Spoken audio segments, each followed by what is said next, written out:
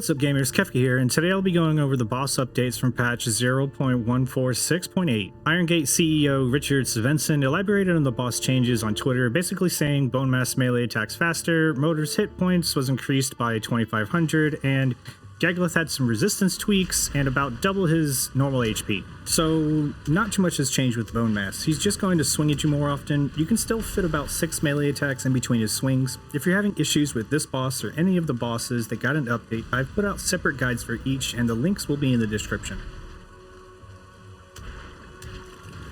To compensate for the massive 2500 HP bonus that Motor got, I highly suggest fully upgrading your weapons. With a tier 4 silver sword and Jogger bow, I still had about 3 minutes left on my frost resist potion.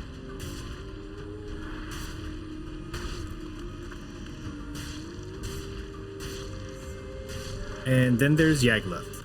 This boss's buffs have pushed him over the edge into a raid boss. Doubling his HP isn't the real problem here, but it does somewhat add to his difficulty. The longer the fight drags on, the more opportunities you have to mess up. After thorough testing between different weapon types and all arrows, it's apparent that Jaglith has gotten a pretty hefty buff to pierce resistance. In my last video, needle arrows were doing about 70 to 80 damage, ice arrows were doing about 70 to 100, and now needle was doing around 20-ish and ice around 45-ish.